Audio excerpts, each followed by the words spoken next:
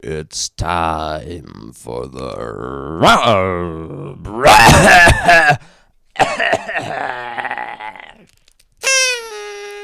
I have allergies, you see. I've got allergies, and they've been really, really bad this week. I haven't been able to go to work for like 3 days. I've never had allergies that were so bad that I couldn't go to work. But I've heard that allergy season this year is particularly bad, and with my immune system working overtime on another activity, yeah, I guess it's weakened. It's severely weakened, so I'm particularly susceptible to this.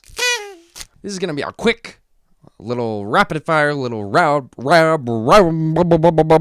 I don't have very much time to record this video. And if you're wondering why I haven't done that live stream that I promised a month ago, it's because I just haven't had any time. Because live streaming is something I haven't done before, so I want to have like a good chunk of time blocked out in order to do it. And, you know, because I don't know what's going to happen. I don't know if I'm going to run into technical difficulties or how long I want it to last or whatever. I'm not used to it. So I want to have time. I want to have space. I want to have breathing room. I want to have Lebensraum. So we're just going to have to wait on that for a while. But I can do these. So let's get into the news. The venerable, horrible, nefarious, infamous Alex Day responded to my video about him. He says, "Hi. This just popped up as recommended to me, LOL. For obvious reasons, I didn't want to watch a 2-hour video rehashing the most difficult period of my life, but I just wanted to say that I really appreciate the effort that went into this. It's clear from the comments that you're treating this with nuance, and I was surprised and grateful to see others in the comments doing the same.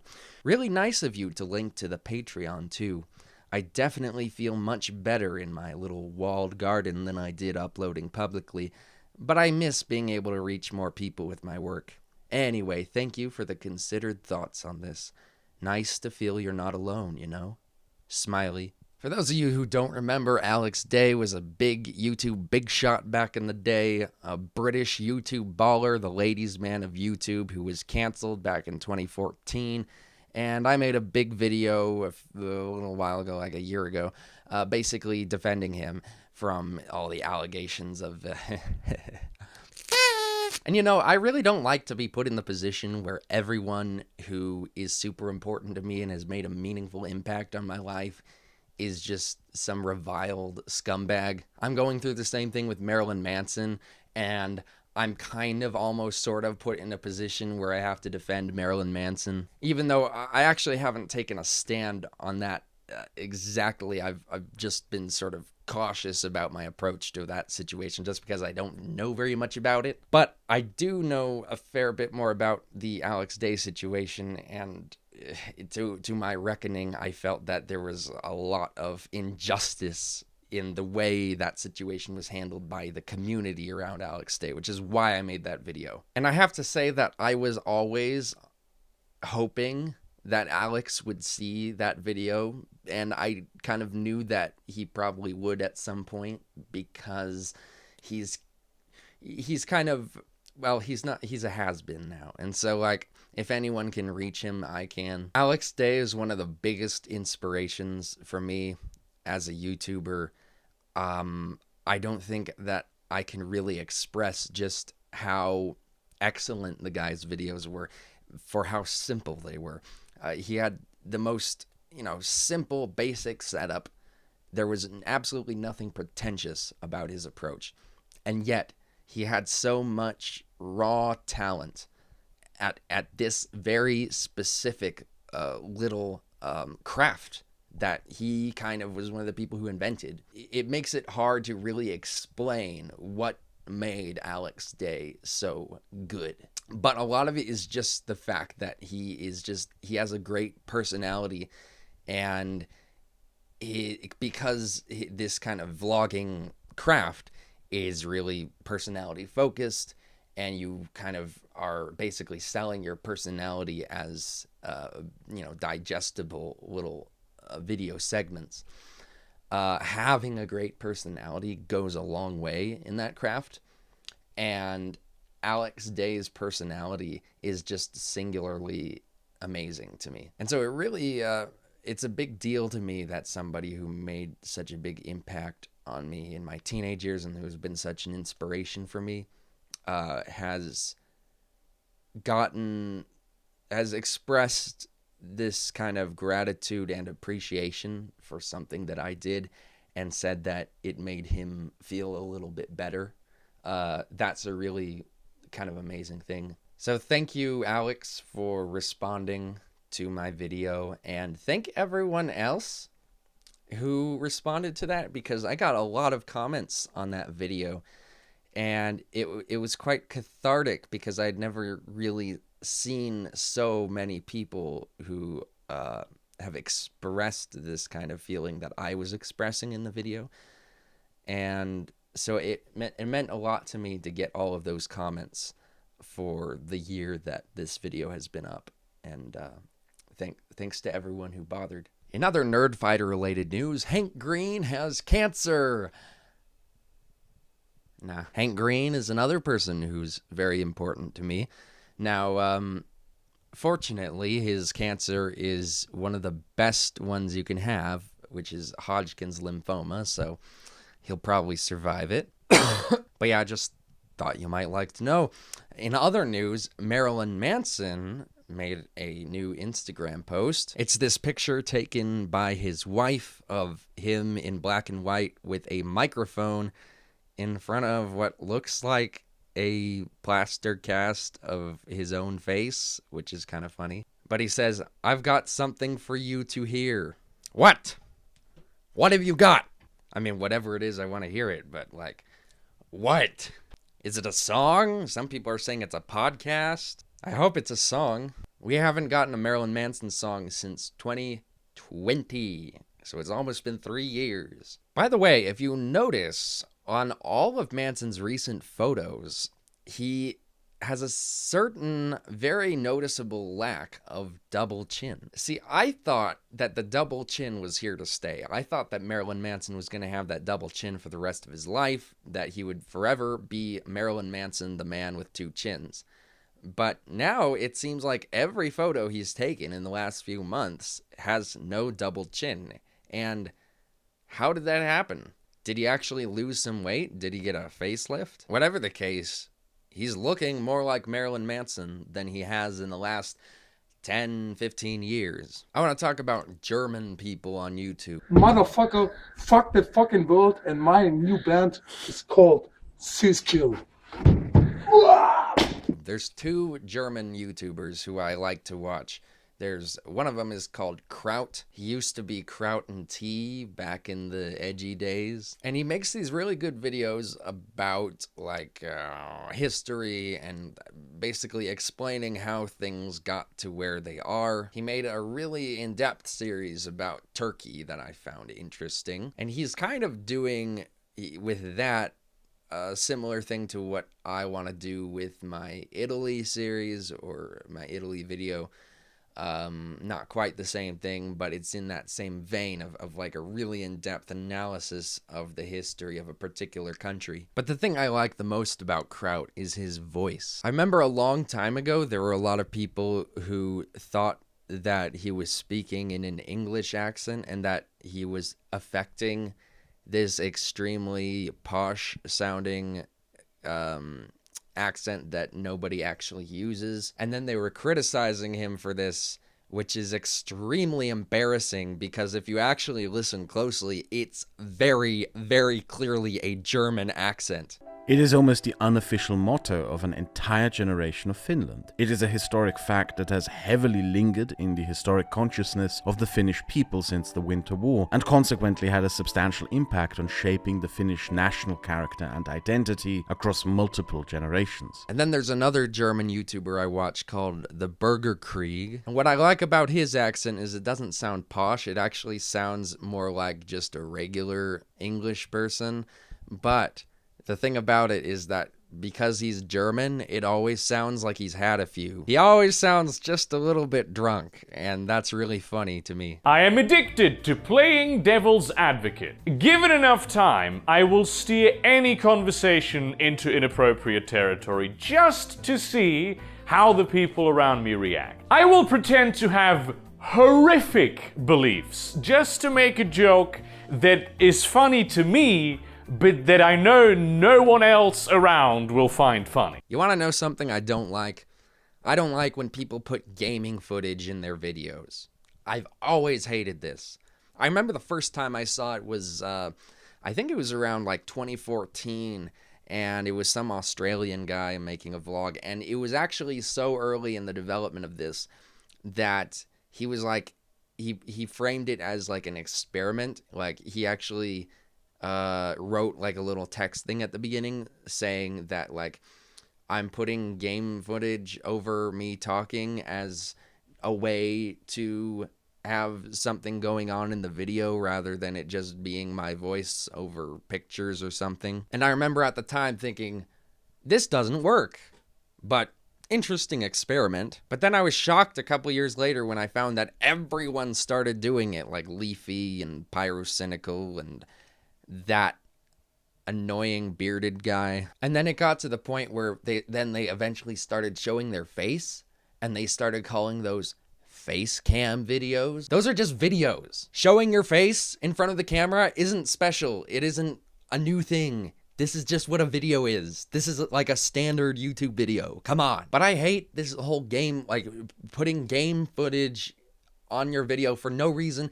The footage has absolutely nothing to do with what you're talking about, and it's distracting, and it's just a bunch of flashy bullshit that's just like takes me out of what you're saying. And half the time it doesn't even make sense. Like what's that game? Overwatch? Is that the game that Leafy always used to play? Like, what is this? What is he doing? What is going on? I would rather just have a black screen. Just a black screen. That would be better than this. If you want to have something over your voice, just put pictures, you know? Just edit like a slideshow over what you're talking about. That would be a lot better than some random nonsense. So I've become a really big fan of AI art. And that's because there is a software out there called Midjourney that I've been using for a while now. And Midjourney is able to create some of the most amazing gothic, psychedelic, you name it. It can come up with any style you want and make anything you want to see, as long as it's not pornographic, which is lame. But you know, I've seen a lot of people whining and fear-mongering about this AI takeover of art. Like, they act like it's some big ethical dilemma that artists are gonna have competition for once. If you make your living as an artist and you can't even compete with an AI that just takes what other people have done and kind of remixes it into a new thing, then I think you're just not very good at your job. Or if you're like a graphic designer, you're somebody who people hire in order to, you know, make like a logo or a graphic for some sort of website that they're doing.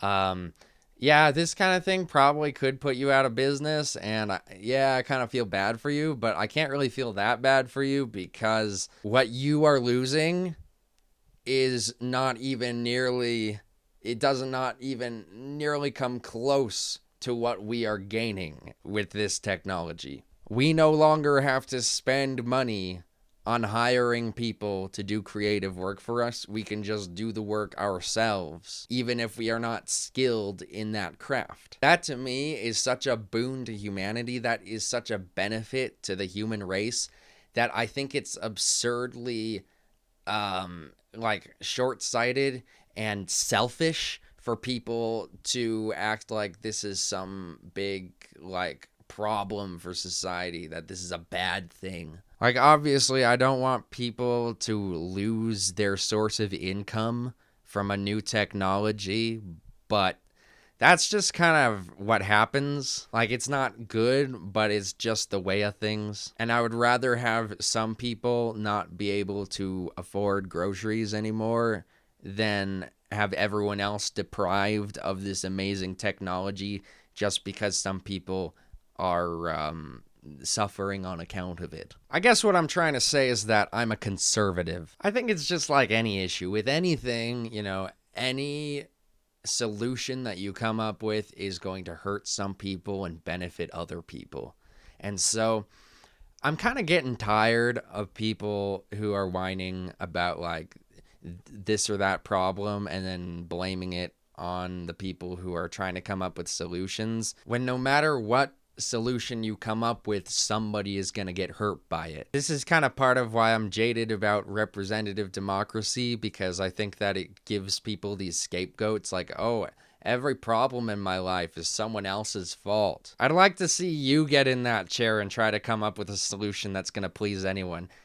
It's not fucking easy. And you wonder why these politicians are all out for themselves. It's because you can't please anyone in this business. So you might as well please yourself. And speaking of AI art, I talked about the AI videos by Nick's Incredible Bricks of Jordan Peterson and Joe Rogan talking about Bionicle. But I have found another great Bionicle AI product. It's these commercial parodies where people take the guy's, the voice of the guy who used to do the Bionicle commercials. For centuries, the bottom of the deepest seas have been shrouded in mystery and superstition. And I am guessing they're running it through an AI. It's not totally obvious, which I like. It seems like the AI is getting really good. But I'm pretty sure they're running it through an AI that is giving them whatever they want him to say. And they come up with some really funny things. New from Bionicle. I just took a vacation to the island of Metronui and I'm never fucking going back to that shithole. These goddamn Vaki Bellends have infested the entire fucking city. I can't even light up a fat fucking spliff without one of those bloody robotic fucks catching a whiff and beating the living daylights out of me. Surrender or run my ass. Defund the police. I guess I like it because I used to watch these commercials as a kid, and so this guy's voice is very iconic to me, so it's very funny just to hear him say a bunch of nonsense. Bionicle presents the annual Bionicle Buffet, a 3-day event featuring an all-you-can-eat smorgasbord of pies and pastries and pizza and grilled salmon and mussel crabs and dumplings and cakes and sandwiches and protodermis and stuffed peppers and mutton and brisket and rusty nails and coins and disc launchers and meatballs and fresh squeezed lemonade and lithium batteries and cigarettes and fingernail clippings and deviled eggs and bicycle chains. So shout out to the people making those. I want to see more of that. I want to talk a bit about Hasan, Piker, and Ethan Klein, because they have that show together, Leftovers, which I think has got to be the worst political podcast I have heard in my life, or at least the worst left-wing podcast I've heard in my life, because this is just a match made in hell. Ethan Klein is a guy who admits that he knows nothing about politics, and he's also a bad podcaster. And I love H3H3 Productions. I thought that his videos with his wife back in the day were hilarious. I think he should go back to making those. His podcast, I'll admit I enjoyed it for a while, but it's not good. And Ethan himself just has the worst presence. Like, he's always slouching in his chair. It's like he doesn't care. He does whatever he wants. He says whatever he wants. He's an idiot. It's like, at first it was kind of charming that he didn't care. At first it was kind of like, wow, this guy's really just being lazy. And it's kind of refreshing to see someone who isn't, putting on a big show. But then over time, you start to realize that, oh no, this is just a depressed loser, and he's really bad at what he does. And he makes all these inane points that are all super hypocritical, and I'm not even against hypocrisy. Like, when people criticize Ethan for being a hypocrite, I'm usually the guy defending him. But There's just so many examples of Ethan being a hypocrite and of Ethan just having the most lazy, worthless takes on every issue that I'm starting to just feel like the dude has nothing to say anymore. Which is funny because before he was super overtly political, I feel like he had a lot more to say about society that was actually a lot more intelligent and wise. Like when he had Jordan Peterson on his show, he was talking about how, you know, politically polarized our culture is and how that it's a problem for people to get way too involved emotionally in politics, which is a really good point. But then it's like Ethan hasn't even been following his own advice because all he's done in the last few years is just get more and more emotionally involved in politics for no reason. He's just slowly slipped and fallen into this crevice of bad podcasting. And it's been a very gradual decline, in my opinion. But now it's at the point where it's like, what are you even doing anymore? What is this show even about anymore? And then Hasan Piker is just like the dumbest left-wing Twitch streamer. I don't really like calling people immature. It's an insult that I find distasteful for a few reasons. And so I'm not going to do that. But like that's the word that kind of comes to mind when I think of Hasan Piker. He's got this really bro-y frat boy energy, and it's like he doesn't even have the self-awareness to know that what he's saying and how he's saying it is moronic. And it's like he's got this weird toxic masculinity about him. Like he's supposed to be some sort of communist who's a gender deconstructionist and all that, and fine, but like I would be respected a lot more if his actions and his behavior and his words actually reflected that. But instead, he's just got this, like, he's always got to be bigger and tougher than everyone else in the room, and he's got to be, like, he talks like this. He's like a fucking Hulk beast of retardum. I don't know why anyone listens to Hasan. I've never liked him. He has never had a single insightful thought in his brain. I don't know, people who do all this political posturing, people who are debate bros. I mean, he doesn't debate anyone really, Hasan. Sometimes he does, but on a stream he doesn't really do it, so he's not technically a debate bro, but he's a debate bro, okay? These debate bros, these people who posture over politics and just exploit it as a way to get ego points.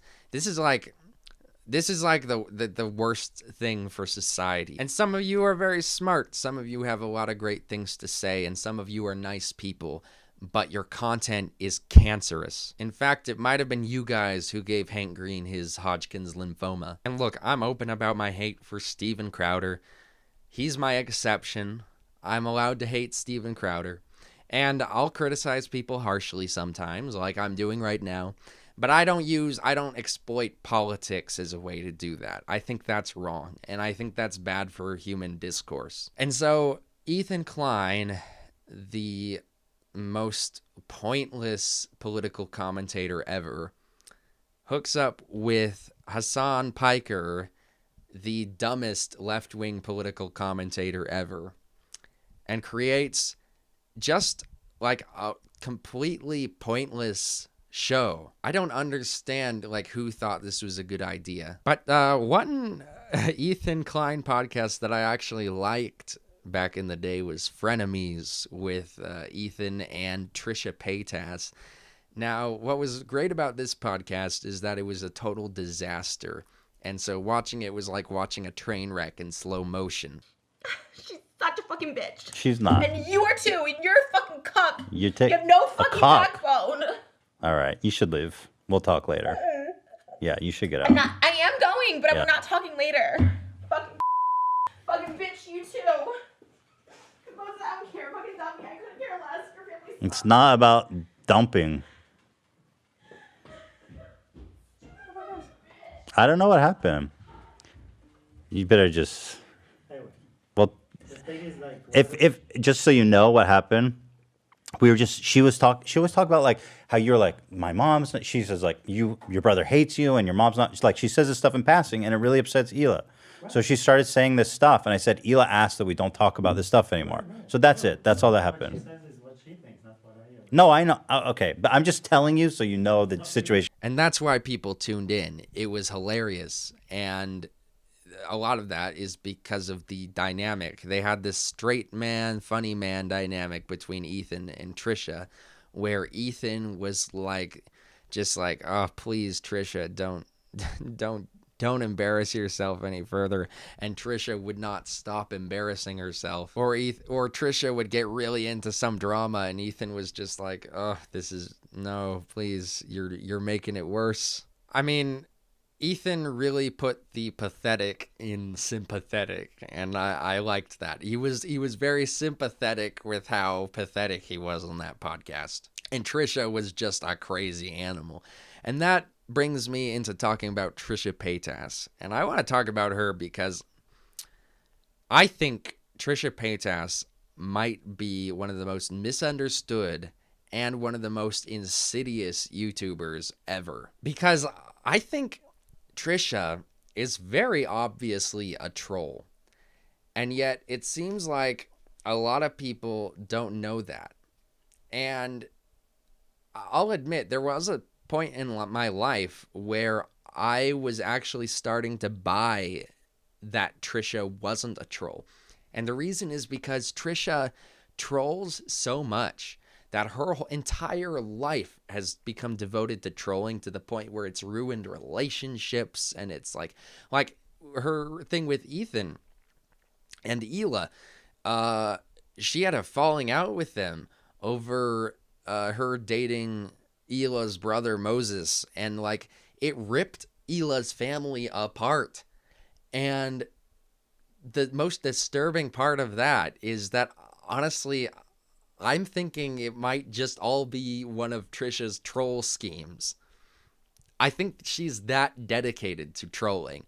And I think this whole character, I think this is a character. I don't think she's like this. I don't think this is her real personality at all. I think she's way more intelligent than she appears. And she purposely acts like a dumb blonde bimbo just to make people mad and to make people laugh and to get attention. And she was very good at this. And I think my biggest piece of evidence for this is I know that she's a big fan of Andy Kaufman. And Andy Kaufman was a troll. Andy Kaufman used to do things like pretend he was going to do a stand-up comedy session and then just read Shakespeare.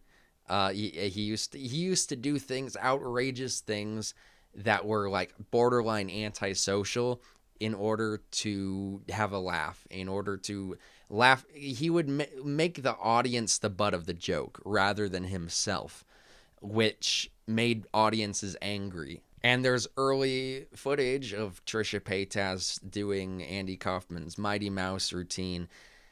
I think that Trisha Paytas is taking what Andy Kaufman did and taking it to the next level, doing a troll character that is so dedicated that people don't even realize it's not really her. Because Andy Kaufman, you knew that he was playing characters.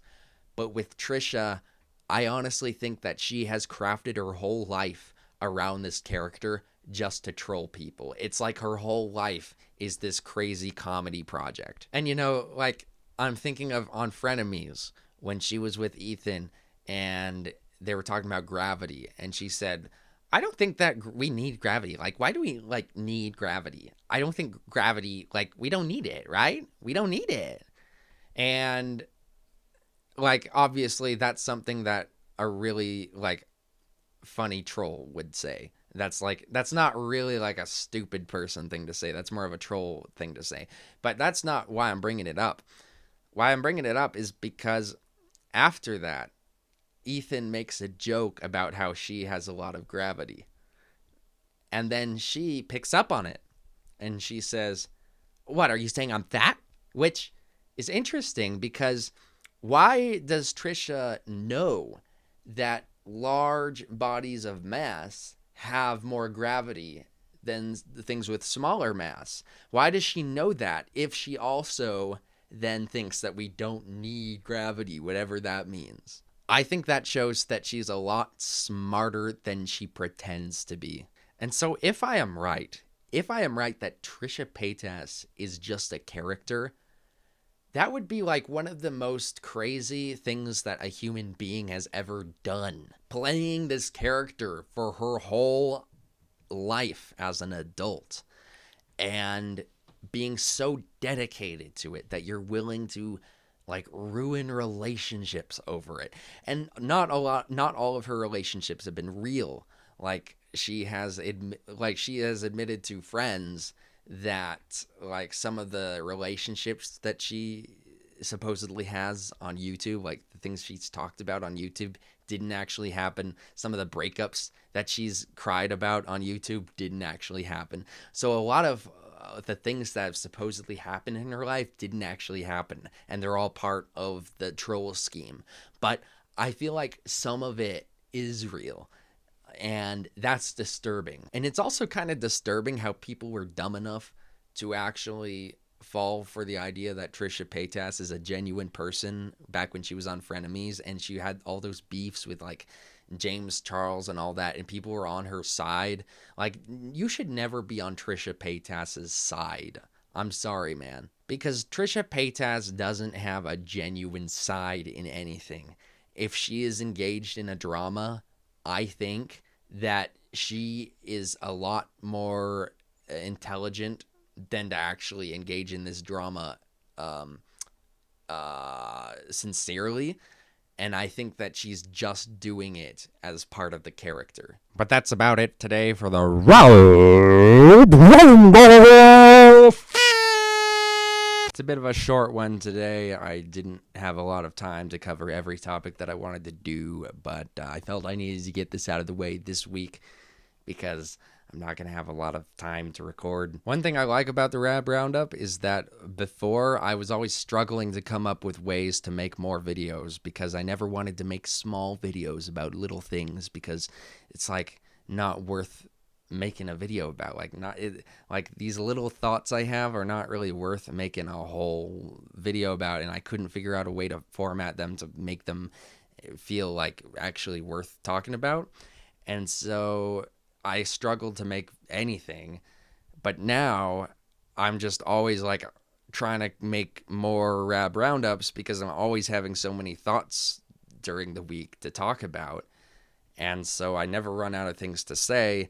And I'm actually finding that like I have less time to make the videos than I have videos that I want to make, which is a great change from how it used to be where I had like all the time in the world, but nothing to make. So I'm really glad about how that's worked out. And